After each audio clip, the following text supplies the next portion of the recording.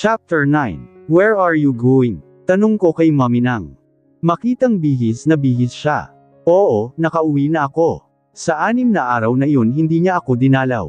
At oo, umasa ako. Mag-go grocery, anak. Wala si Kellen, nginitian niya ako at lumabas na. Si Kellen ang isang katulong namin dito, rinig ko kanina ay sinamahan daw niya yung anak niya para magpa-enroll. Mag-isa lang ako ngayon dito sa bahay, si Daddy naman ay pumasok sa opisina. Ang mga katulong ay naka-out lahat at tanging bodyguards lang ang nasa labas. Napatulala ako sa kulay kremang pader. Masakit pa rin. Wala mahal ko, Sa bawat araw na lumipas hindi siya mawala-wala sa isip ko. Lagi kong tinatanong sa sarili ko kung ano bang kulang sa akin. Bakit hindi niya ako magawang mahalin? Hindi pa ba sapat ang pagmamahal ko para hindi niya ako iwanan? Kung sa bagay ay yung kaibigan ko pala ang mahal niya hindi ako. Napangiti akong mapait. How long are you going to bide in this unhappy marriage? I asked myself. Nag-aayos na kami ng mga gamit namon dahil uuwi na kami bukas na rin ng umaga. Nabayaran na lahat ni na Mommy ang bills. Hindi nila ako niresetahan ng gamot dahil baka mapaano raw si baby. Gatas lang ang binigay. Muli ay naalala ko siya, kumusta na kaya siya? Limot na ba niya ako? Hindi sa pagpapaka-martyr, pero gusto ko siyang balikan kahit pinagtabuyan niya na ako. Mabuti at pinigilan ako nila Mommy. Hindi ko raw deserve ng ganito, nasasaktan. I deserve to be loved daw kaya sila na raw ang mag-aalaga sa amin ni baby. Aalis kaming bansa para sa ikatatahimik nila. Lalayo na kami dahil masyado nang masakit. Nabawi na rin ni na Daddy ang kumpanya kay Lexus. Kaya siya na muli ang magmamanage noon. Kuya Lace Pogi is calling. Napatingin ako sa cellphone ko, ano na naman ba ang sasabihin nito? Ready yourself, sis may sasabihin ako, imbis na boses ni Kuya Lace ay boses ni Lorraine ang narinig ko. Bakit? Bad news ba yan? Sige sabihin mo na, sira na rin naman na araw ko, walang ganang sabi ko. Totoo naman kasi, nakita ko kanina na nakuhanan ng pic si Lexus at Erica, magkahawak kamay habang naglalakad. Mga malalandi tapos taksil, mga aalang kwenta. Kuya is in a relationship with your ex-beef that Erica girl.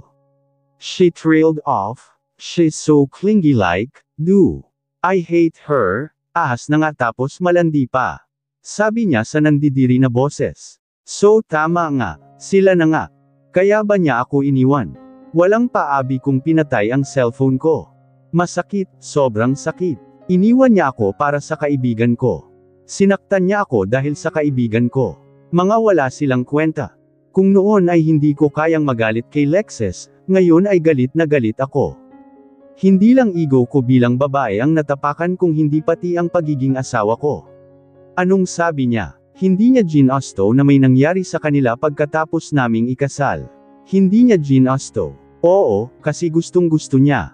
Nakakainis kasi harap-harapan na akong niloloko pero hindi ko pa rin napapansin. Nakakainis kasi kahit nasaktan at galit ako mas nangingibabaw pa rin yung pagmamahal ko sa kanya noon. Nakakainis kasi ang lambot ng puso ko. Nakakainis kasi ang rupok ko.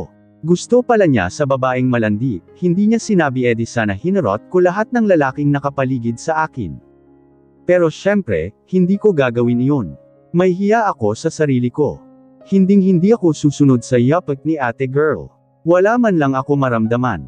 Namamanhid na yata ako. Kung kailan kasi hulog na ako, sa kanya ako binitawan. Pinilit kong kumain para sa anak ko. Dahil kapag ang anak ko ang nawala, iyon ang ikamamatay ko. Hindi niya kasalanan kung bakit ako nasasaktan. Kaya kailangan ko nang tumigil sa katangahang ito. Pipilitin ko na ang sarili kong makalimot. This time tututuhanin ko na. Hindi na ako rurupok pa. Kung sakaling bumalik siya, wala na siyang babalikan pa. Dahil kahit saang anggulo mo tignan, siya ang nang iwan. Siya ang umalis. At kung sakaling pipigilan niya ako, hindi na ako makikinig dahil tama na sobrang sakit na. Hindi lang sa kanya umiikot ang mundo ko dahil may munting anghel sa sinapupunan ko. Magmula ngayon siya na ang pagtutuunan ko ng pansin. At kung sakaling sabihin niyang mahal niya muli ako, hindi na ako maniniwala, dahil kung mahal niya ako, hindi niya ako ipagtatabuyan. Kung mahal niya ako, hindi niya ako iiwan.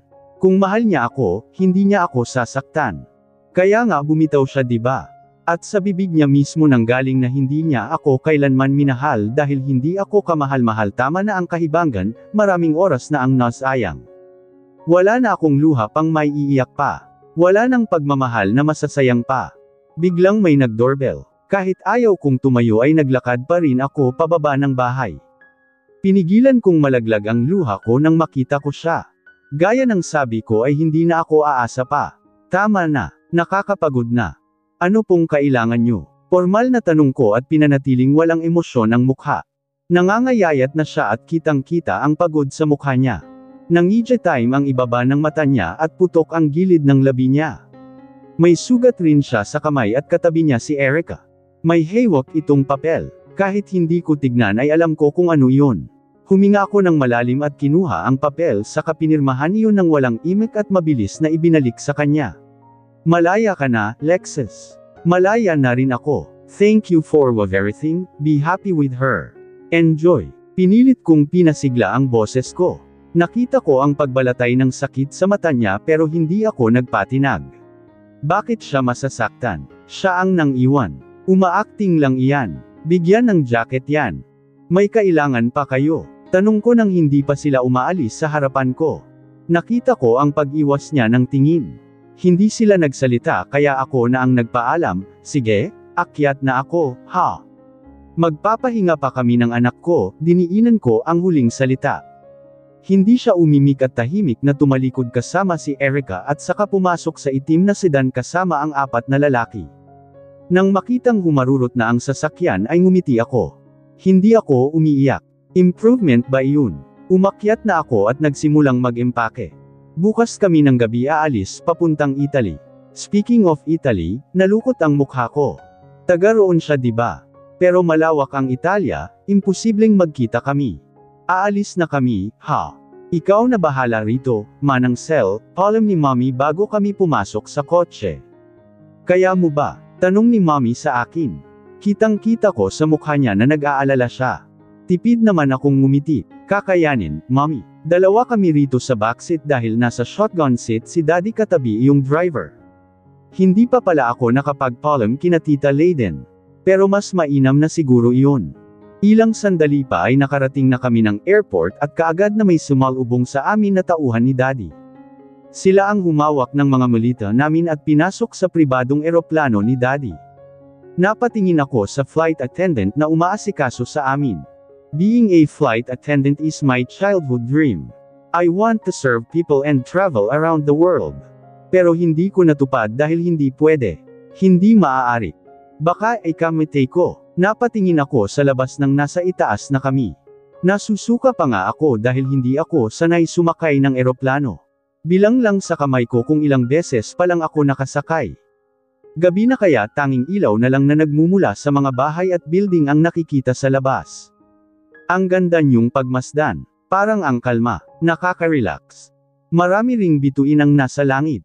Mula rito sa kinauupuan ko ay tanaw ko ang iba roon. Gusto kong hawakan pero hindi ko iyon kailanman maabot. Parang siya. He is like a star. I can see him but I can't reach him. Ano ba yan? Siya na naman, ang sabi ko magmo-move on na ako, Kainis, ha? Hindi ko na malayang nakatulog na pala ako. Nang magising ako ay nasa Rome Airport, Italy na kami. May bahay kami rito, pinagawa iyon ni Daddy at katatapos lang. Dito muna kami titira hanggang sa mayos ang lahat. Hanggang sa makalimot ako, kami, at baka sakaling tumigil na sila kapag malayo na kami.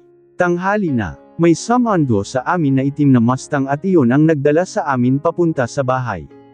4 years had passed. Pinagmasdan ko ang batang tumatawang naglalakad habang akay-akay ni na Mommy at Daddy. Napangiti ako, mahirap magpalaki ng bata lalo na kapag sobrang kulit. Mabuti at nariyan ang mga magulang ko para tulungan ako. Nang ipanganak ko siya ay napakalaki niya. Tapos iyakin, gabi-gabi ay umiiyak. Ilang buwan din akong puyat. Mahirap magdalang tao ng 9 na buwan, mahirap manganak pero kinaya ko para sa anak ko, para kay Akeisha Lexi Hara. Worth it lahat ng paghihirap ko nang mailuwal ko siya. Napakagandang bata, Leon nga lang ay kamukha niya ang papa niya. Nakakainis lang. Ako yung naghirap tapos yung ama iyong kamukha. Ha, unfair, nasaan ang hustisya? Napailing-iling na lang ako, sa 4 na taon na iyon, ni anino niya ay hindi ko nakita. Wala siyang paramdam at kung tutuusin nga ay inaakala kong patay na siya. May, sigaw ng anak ko nang makita niya ako. Napatawa pa ako kasi nadapa pa siya. Good morning, baby. Pinunasan ko ang pawis niya at saka siya hinalikan sa pisngi. Yay! Ti amo, May. Play, paglalamang niya saka nagpakarga sa akin. Nagpaalam kami kina mami saka umakyat na sa taas. May, kailan uwi? Malungkot na tanong niya kapag kwan. Imbis na isipin yung tanong niya ay napatitig ako sa mukha niya. Ang cute niyang bata. Malusog ang kanyang pisngi at medyo pabilog ang kanyang mukha. Ang tinutukoy niya ba ay kailan daw kami uuwi ng Pilipinas? Napabuntong hininga ako. Hindi pa ako handa. Pero kasi. Tuldok. Soon, baby soon, sabi ko na lang at pinanggigilan ang pisngi niya. Imbis na masaktan ay humahagikhat pa siya. Nang may baba ko siya ay agad siyang tumakbo sa loob at ikinalat ang mga laruan niya. Sa edad na 3 ay napakadaldal niya, iyon nga lang ay nabubulol. Hindi niya may pronounce ng maayos ang mga letter R at S. Naalala ko pa noong kapapanganak ko pa lang siya, sa 10 araw niya ay nagsalita na siya. Grabe yung iyak ko kasi, mama, ang unang salitang binagat niya. May, when can I meet daddy? She innocently asked while holding her father's picture on frame. Napabuga ako ng hangin. Oo nga't sinaktan niya ako pero tatay niya pa rin iyon kaya bilang respeto ay pinakita ko sa kanya ang itsura ng ama niya. Hindi ko rin naman kasi siya matiis. Mahirap kasi kahit ako ang kasama niya, ang daddy pa rin niya ang hinahanap niya. May I want to see daddy, mahinang sabi niya habang sinusuklay ang Barbie na hawak niya. Medyo malungkot pa yung boses niya kaya nababahala talaga ako. Ito yung kinakatakutan ko, ito yung ayaw ko sa lahat. Ang lumaki ang anak kung walang ama. Napaiwas ako ng tingin. Para sa anak ko, sige. Kahit ayaw ko, kung yun ang ikasasaya ng anak ko ay payag ako. Her happiness is my happiness too. Seeing her happy makes me happy. Ang kasiyahan ng anak ko ang pinakaimportante sa lahat. Kaya sige, matagal ko nang hindi sinasagot ang tanong niyang iyon. Next week, baby? Nakangiting sabi ko at nakita ko kung paano tumulo ang luha niya sa saya at mabilis na yamakap sa akin. Parang may humaplo sa puso ko. My. Thank you, ha. Mahal kita po sobra po. Pinugpog niya ng halik ang buong mukha ko. Mahal din kita, anak ko. Ma, is Papa look scary? Kaapagkway tanong niya at saka umayos ng upo sa kandanggan ko. He looks serious but he is soft inside. Nakangiting sabi ko habang inaalala ang pagsasama namin. He will cook even though he doesn't know how just to make you smile. Tumangala siya sa akin at inosenteng ngumiti. He doesn't know how to cook. Napatawa ako. Naalala ko yung nasunog na itlog. Do you love him, mommy? Kapag kuwan ay tanong niya na nagpatigas sa akin sa kinauupuan ko. Napaawang ang labi ko habang nakatingin siya sa akin. Noon, simpleng sagot ko. Ayaw ko namang magsinungaling sa anak ko. Ngayon po, makulat na tanong niya. Hinurap-kurap pa niya ang mata habang nakalabi. Hindi ko alam, walang isip-isip na sagot ko. Medyo blur pa ang sagot ng tanong na iyon para sa akin. Ayoko muna siyang isipin. Hindi mo na po siya love. Parang paiyak na tanong niya, muli ay napabuntong hininga ako. Hindi sa ganoon, baby, pero hindi kasi alam ni mommy.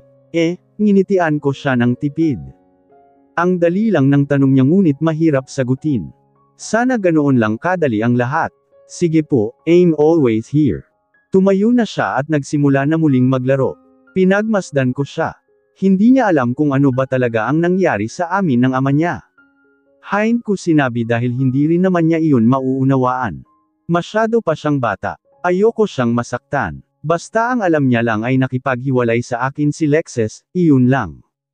Imagine the pain I felt when I heard her cry because she wants to see her daddy. Imagine the pain I'm feeling whenever she's asking me about him. Tuldok. Nasasaktan ako para sa anak ko. Mabuti at nandyan ang mga magulang ko para sa aming dalawa.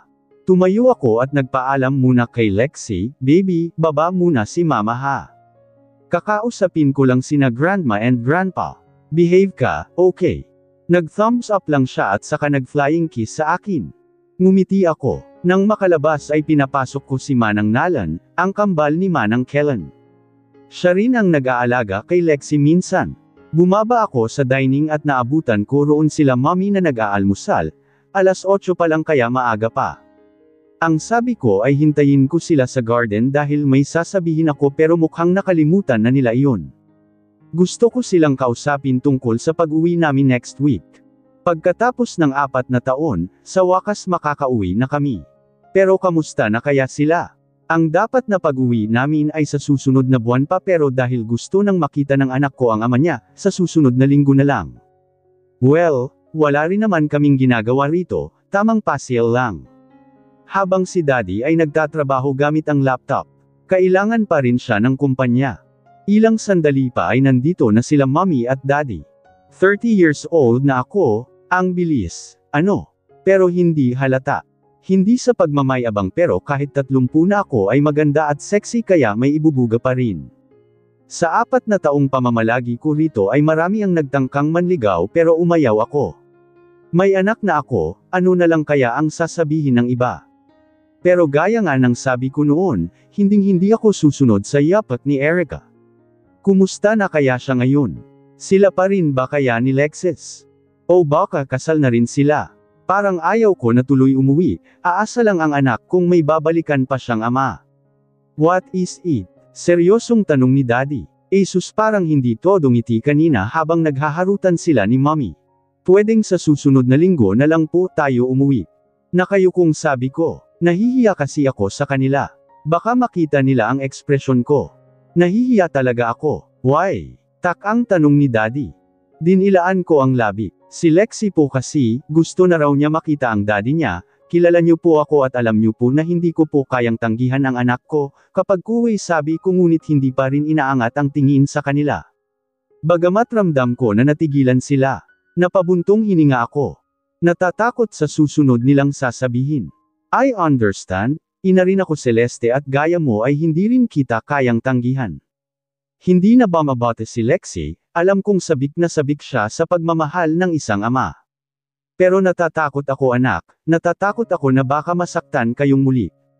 Doon ako nagtaas ng tingin. Nakita ko kung paano nalaglag ang isang butil ng luha sa mata ni Mommy. Mas nasasaktan siya para sa akin dahil anak niya ako. Ang sakit, nariyan pa pero hindi na masyado. Ngunit ang galit hindi pa rin maalis-alis. Sa 4 na taon ko rito naging masaya ang pamumuhay ko, lalo na nang dumating si Lexi sa buhay ko. Ngayon lang uli ako nasaktan dahil naalala ko na muli siya. Gaya ng una ay hindi ko alam kung paano muli siya pakikisamahan. Naiintindihan ko po, hindi pa ako handa, Mommy pero ayaw ko naman po na magtago na lang. Gusto ko ho siyang harapin para masagot na lahat ng katanungan na bumabagabag sa akin, baka sakaling matahimik na ako. May anak na ako, hindi na lang ang para sa sarili ko ang iisipin ko. Kahit papaano ay ama niya rin po iyon. May karapatan pa rin siya kaya wala akong magagawa kung hindi iharap ang anak ko sa kanya, mahabang sabi ko. Nakita ko ang pagsilay ng ngiti sa labi ni Mommy, habang si Daddy ay malamlam na nakatingin sa akin. Napangiti ako, hindi ko inaakalang magiging ganito ako ngayon. You've really grown up. Once in a blue moon lang ngumiti si Daddy kaya sobrang saya ko kasi nakangiti siya ngayon. I am so proud of you, Princess, kapag ko ay papuri niya uli kaya hindi na ako nakapagpigil at niyakap siya. Napa, naman si Mommy sa amin. Sige, una na ho ako, Hinihintay na ako ni Lexi sa taas, palem ko at saka bumalik na sa kwarto.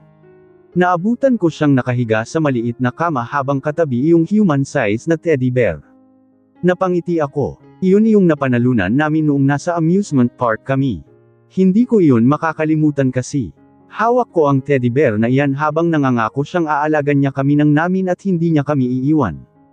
Ang teddy bear na rin na iyan ang nakasaksi kung paano ako nasaktan. Ang teddy bear na iyan ang kasama ko habang sinusubukan kong makalimot. Pinakuha ko pa iyan sa Pilipinas para lang may akap ako gabi-gabi. Pakiramdam ko kasi ay siya iyan. Napahalumbaba ako nang tumayo si Lexi at umupo sa tabi ko. Bakit, baby? I asked while combing her hair using my fingers. Mommy, love po ba ako ni Daddy? Kagat-labing tanong niya. Napatawa ako kaya tumingin siya sa akin. Anong klaseng tanong ba iyan, anak? Of course baby, he loves you, I cheered her up. Alam ko kahit hindi niya sinabi dahil ramdam ko yun kung paano niya ako alagaan noong malaman niyang buntis ako. Pero bakit po di niya tayo sinundan dito? Tak ang tanong nito. May accent pa iyong Tagalog niya dahil mas sanay siya sa Ingles o kaya naman ay sa wikang Italian. Hindi ko alam kung paano siya sasagutin. Sasabihin ko bang, kasi wala na siyang pakialam sa atin. Pero syempre ayokong saktan ang anak ko. Baka busy si Daddy diba? Marami siyang trabaho, Ngumiti ako ng tipid. Tumanggaw-tango naman siya pero parang hindi convinced kaya napangiwi ako. Alam ko, mana siya sa ama kaya matalino. Sino bang busy ng 4 na taon na sunod-sunod diba? Ang unfair talaga. Ako yung naghirap, Tapos kagandahan at kadaldalan lang ang namana niya sa akin. Hindi ko tanggap. Mommy may tanong ako, huwag na kayo sad po. Cute siyang ngumiti at dahil doon gamaan na ang pakiramdam ko may superpowers yata itong anak ko, Ano iyon? Curious na tanong ko at mas lumapit siya nang upo sa akin. Sinimulan ko namang tirintasan ang buhok niya, may 10 bird. Itinaas pa niya ang 10 daliri na laya. Tapos binaril iyong 4, ilan na lang ang natira. Ngumisi siya, napatawa ako, basic. Edi 6. Nako, Lexi. Huwag ako ang tanungin mo niyan, baby dahil kahit bobo si mommy magaling pa rin siya sa math. Taka naman akong tumingin sa kanya. 10 ibon, binaril iyong 4 edi 6 natira. Gino good time ba ako ng anak kong ito? Tingnan mo. Pati ugali naman na sa ama. How can you say that? 10 minus 4 edi 6. Umiling-iling siya na parang teacher kapag kuway umakyat sa mesa at umupo roon, ay nalalayan ko naman siya. Mommy do you know logic? Do. There are 10 birds, right? Tumanggo ako. And then the 4 got shot. Imagine you're the bird and then your friend got shot, what will you do? Napahalumbabo ako at umaktong nag-iisip kung ibon ako. Edi lilipad ako papalayo. Mahirap mabaril, gusto ko pang mabuhay. I exclaimed. Exactly. Sigaw niya saka napasok. Ilang segundo pang nagloading sa isip ko iyong sinabi niya. Saka ko lang nagets yung ibig niyang sabihin kaya napaawang ang labi ko. Bakit hindi ko naisip iyon? Syempre natakot yung 6 na ibon kaya lumipad edi it means walang natira. Hala shit. Pasasaan pat best in math ako noong high school. Meron pa po. Sabi niya. Okay what is it? Tanong ko. Papaganahin ko na utak ko. Nalalamangan na ako ng baby ko, 2x plus 8 is equals to. The value of x is 2, ngising tanong niya, 2x dagdag 8 katumbas. X katumbas 2. Napanganga ako, paano? Paano niya nalaman ang lahat ng ito? Mag-4 pa lang siya next month. Mangha akong napatingin sa kanya. Grabe, nakaka-proud. Naiiyak ako. My, what's the answer? Tumaas pa ang kilay nito. Mukhang seryoso. Ngayon ko lang siya nakitang ganito. Kung hindi siya dumadaldal ay naglalaro lang siya o kaya'y kumakanta. Ano ulit iyon? Napakamot ako sa batok. Ulyanin na ba ako? Napakagandang ulyanin ko naman kung ganoon 2x plus 8 is equals to. The value of x is 2. Napaisip ako, madali lang iyon. 2x dagdag 8 katumbas 7, x katumbas 2, so parang, 2, 2, dagdag 8 katumbas 2x 24 dagdag 8 katumbas 12 katumbas 12, it's 12, kinindatan niya ako nang makuhang tama ang sagot ko. Hindi lang siya beauty, brainy din. Mana sa mommy, shows. Assumer ko na yata. NAPATINGIN ako sa phone ko, hindi ko inalis ang number nila Lace dito. Kaso wala akong pantawag kaya sa messenger ko na lang siya ko-contaken. It's been 4 years already. Sa kanya ko na lang sasabihin ang pag-uwi namin para kahit papaano ay hindi sila mabigla. Who is that? Tanong ni Lexi nang makita ang mukha ng tito niya sa screen. Oh my gosh. What's up, Hara? It's been 4 years. Umakto pa itong nasasaktan kaya napairap ako. Hindi pa rin nagbabago, ulol pa rin. Wala ka ng pag-asa, pamental ka na. Pang-asar ko, nalukot bigla ang mukha niya. Inilapit ko naman si Lexi sa akin para makita niya ang kausap ko. Biglang namang nagulo ang cam niya, parang nalaglag.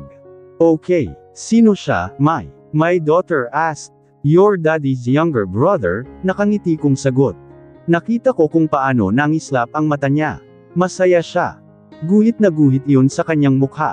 Hola tito. Kapag ko ay bati niya nang magpakita na ang mukha ni Kuya Lace sa screen. Gulat pa rin ang ekspresyon nito at nabigla ako nang may tumulong isang butil ng luha galing sa mata nang makita si Lexi. Napaiwas ako ng tingin at sinabi kay Lexi na siya muna ang kumausap. Nami-miss ko na rin kasi sila. Inayos ko ang mga laruan ni Lexi. Rinig ko pa rin ang usapan nila. What's your name, little girl? Im-Akisha Lexi Hara Villamor Salvatore po. Pagpapakilala nito at hiningal pa dahil sa haba ng pangalan, napatawa ako. Yun ang gusto ko, eh. Ang cute kaya. Akisha, Lexi from Lexus, and Hara from my second name. And I'm Lace Liam Salvatore, wow. Pareho tayo ng surname. He exclaimed. Napatawa ako, para talaga siyang tanga. Yes, of course. Because you're my daddy's younger brother, right? Tama, you're so cute. I want to pinch your cheeks. Pakagat din, babe. Tumawa pa ito kaya tumawa rin ang anak ko. Later, tito, we'll be there next week. Masayang sabi ni Lexi kaya lumapit na ako sa kanila. Masayang masaya ang mukha ni Kuya Lace habang kaharap ang anak ko. Hindi ko sinabi sa kanila na buntis ako bago ako umalis. Siguro ay nalaman nila kay Lexus. Baby, higa ka muna roon. I'll just talk to your tito, okay? I patted her head and caressed her cheeks. Ngumiti siya. Captain. Sumaludaw pa ito bago umalis. Ano yun? Si Kuya Lace. Uuwi kami riyan next week. Gusto raw niya makita ama niya, sabi ko na ikinalaglag pa nga ng kausap ko. Ano, pero si Kuya, ano kasi, napakamot ito sa batok, ano? Tanong ko, medyo kinakabahan, may nangyari bang hindi ko magugustuhan? Kasal na ba sila ni Erica kaya hindi na pwede? Si Kuya kasi nasa hospital, papunta na nga ako roon, marahan na sabi niya at napakamot pa sa batok. Bigla akong kinabahan. Hindi ko alam kung anong magiging reaksyon ko. Nagpatuloy naman siya sa pagsasalita. Nakoma siya 6 months na at hindi pa rin siya nagigising hanggang ngayon. Ngumiti ito ng mapait at napabitaw ako cellphone na hawak ko. Papaano si Lexi? Are you ready? Tanong ko kay Lexi habang hawak-hawak ang kamay niya. Nauna kaming umuwi ni Lexi nang malaman ko ang nangyari kay Lexus. Hindi ko kasi maiwasang mag-alala kahit papaano ay may pinagsamahan pa rin naman kami. At tatay siya ng anak ko. Next week pa uuwi si na mommy.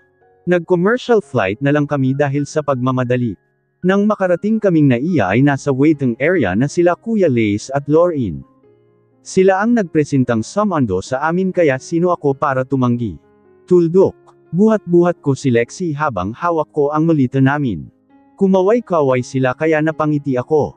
Namiss ko sila, sobra-sobra. Mommy, are they my daddy's siblings? Nagniningning ang matang tanong niya kaya tumango ako. Tinapik niya ang kamay ko para bumababa na at saka tumakbo papunta kina Kuya Lace. Hey, look on your way, Lexi. Sigaw ko dahil nababangga siya ng mga tao. Napailing-iling na lang ako. Ang kulit. Nang makarating sa mga tito niya ay nagpakarga siya. Napangiti ako nang yakapin siya ni Kuya Lace ng sobrang higpit habang si Lauren ay tulalang nakatingin sa kanila.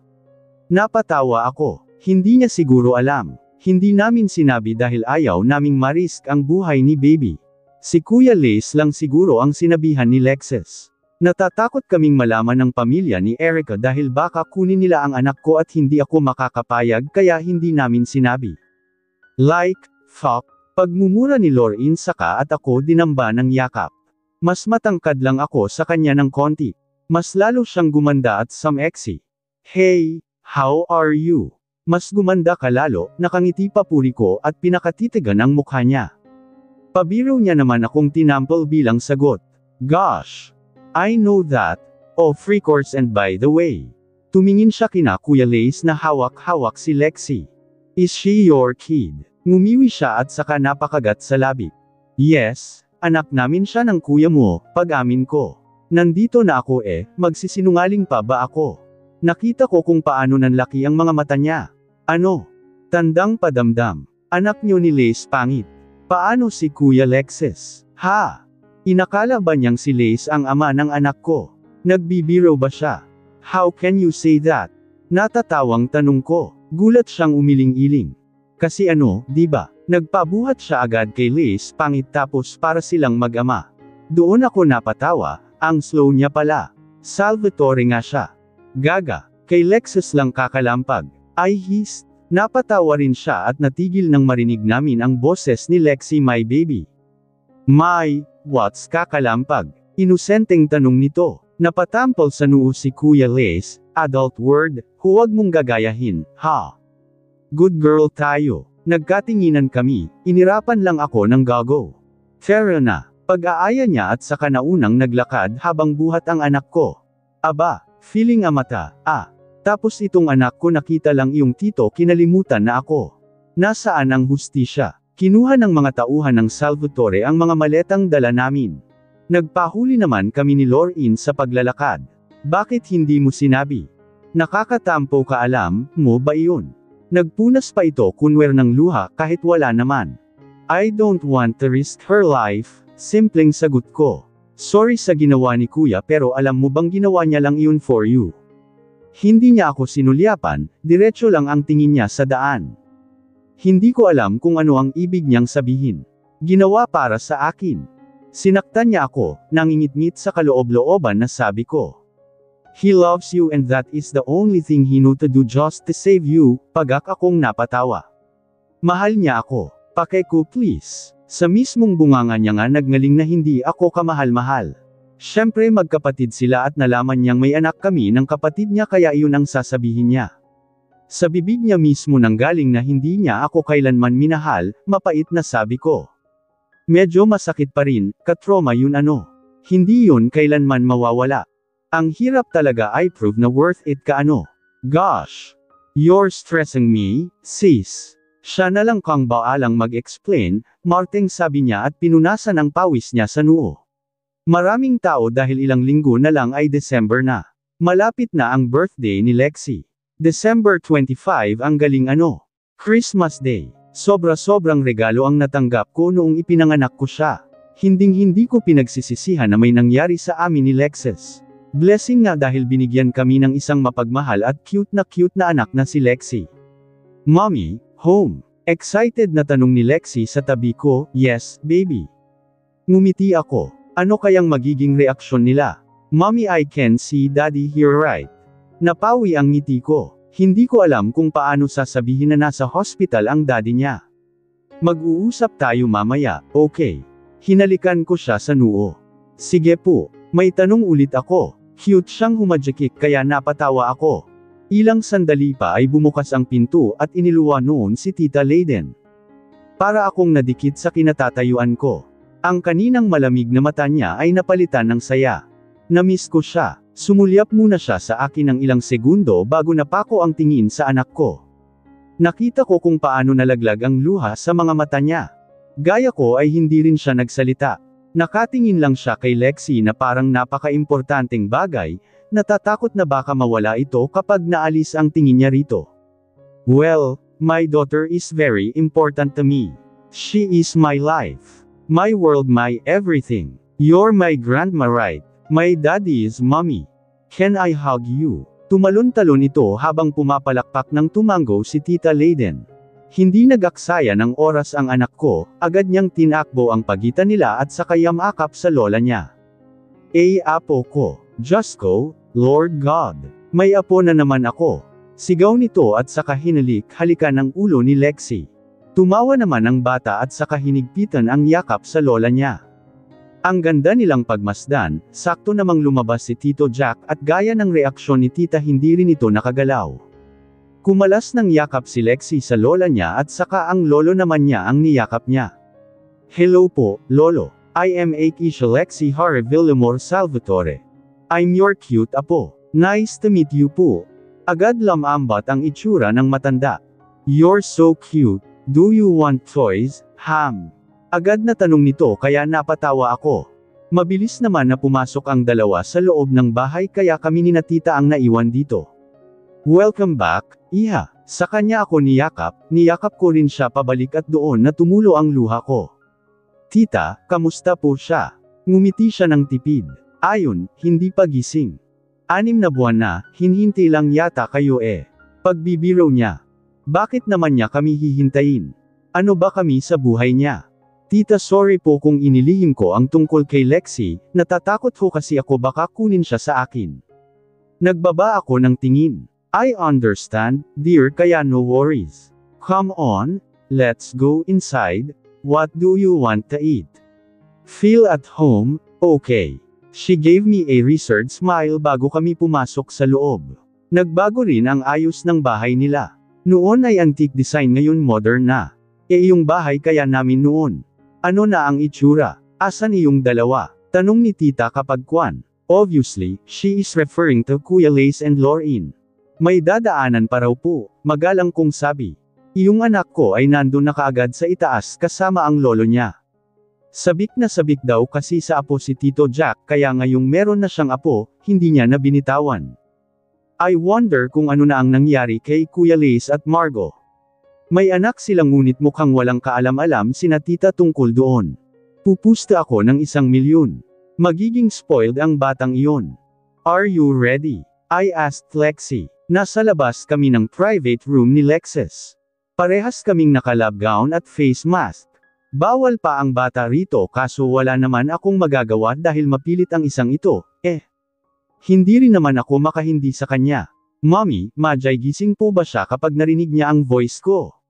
Mahina nitong tanong at saka hinawakan ang kamay ko. Nanginginig yun kaya napangiti ako. Maybe, anak. Pero let's see. Dahan-dahan kong itinulak ang pinto at napansing may 2 lalaki sa loob kaya napatigil kami. Nag-init ang ulo ko nang makitang lumabas ng CR si Erica. Anong ginagawa ng babaeng iyan dito? Ang lakas ng loob magpakita sa amin pagkatapos ng lahat ng ginawa niya. Agad akong natauhan, itinago ko sa likod ko ang anak ko pero huli na dahil nakita niya na ito. What the hell? Nakita ko ang pagngisi niya. Napatigil sa pag-uusap ang 2 lalaki dahil tumawa si Erica ng pagkalakas-lakas, nabaliw na nga.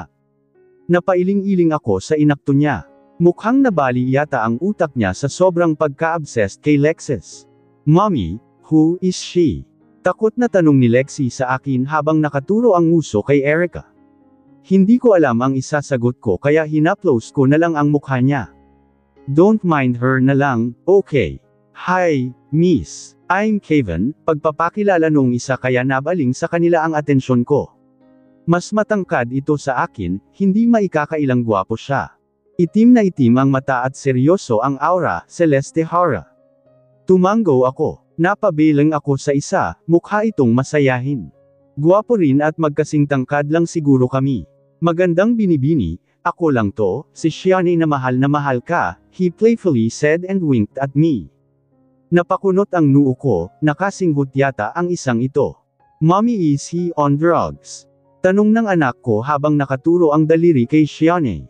Nakita ko kung paano napahagalpak ng tawa ang dalawa habang si Erica ay pumapalakpak pa. Mga gago, lumayas na kayo. Andito yung legal, soup. Pagpapalayas ni Erica sa kanila. Humirit pa si Shiane bago lumabas. Pag ayaw mo sa kanya, sa akin ka na lang, ha? I miss you, best friend. Naway mapatawad mo na ako. Nginitian niya ako at saka kinurot yung pisngi ni Lexi bago lumabas. Mapatawad. Is she joking? And what? Best friend. Hindi ko na siya kaibigan, asumrang frog. Kaibiganin niya mukha niya. After what she caused me. Ine-expect pa niya akong mapapatawad ko siya. Agad na tumakbo si Lexi sa ama. Umakyat ito ng kama at umupo sa tabi niya. Agad napatulo ang luha ko nang makita ko siyang muli. Hindi ko inaasahan na ganito ang magiging pagtatagpo namin sa ikalawang pagkakataon. Sa loob ng 4 na taon. Ngayon ko lang siya muling nakita. Hindi ko mapigil ang naging emosyonal lalo na nang makita ko kung paano yakapin ni Lexi ang ama at saka halikan sa pisngi. Dahan-dahan akong lumapit sa kanila kahit nanginginig ang buong katawan ko. Paano nangyari sa kanya ito? Papaanong nakomatose siya? Nang tanungin ko sila tita ay recognition lamang nila ako. Ganoon din ang iba. Bakit ayaw nilang sabihin? Hindi ko ba talaga deserve na malaman ang totoo? Muli akong napasulyap kay Lexus. Sunod-sunod na naglaglagan ang butil ng luha sa mga mata ko. Ang daming nakakabit na aparates sa katawan niya. Parang nanghihina ako habang tinitignan siya. Daddy, wake up ka na po dahil nandito na kami ni Mommy. Malungkot na ngumiti ang anak ko at sakay yamakap sa ama kahit madaming nakakabit sa katawan nito. Hindi ko na mapigil ang mapahikbi, sabik na sabik talaga siya sa pagmamahal ng isang ama. Napaupo ako sa mga upuan sa tabi ng kama niya dahil nawawalan na ako ng lakas. Iyong sakit na naramdaman ko noon, habang pinagmamasdan ko Sky ay bumalik bigla. Masakit, sobrang sakit. Hindi ko ata iyon makakalimutan. Pero mas nananaig pa rin yung pagmamahal ko kahit hindi na iyon katulad ng dati. Sa bawat araw na sinusubukan ko siyang kalimutan ay nababawasan iyon. Pero wala ang hina ko pagdating kay Lexus. Alam ko kasi sa sarili ko na wala sa kanya at sa kanya pa rin ako babagsak kahit anong mangyari. Kahit saktan niya ako ng paulit-ulit, patatawarin at patatawarin ko pa rin siya. Wala mahal ko Daddy, alam mo po, lagi kong pray na sana magkita na tayo. Pinagmamasdan ko lang silang dalawa.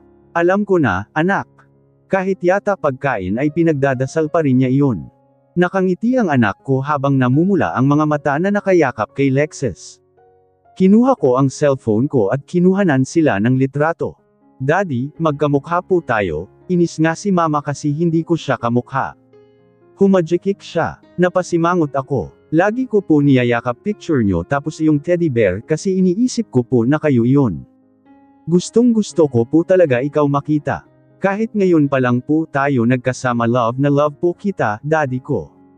Nag-iwas ako ng tingin nang magsimulang umiyak ang anak ko.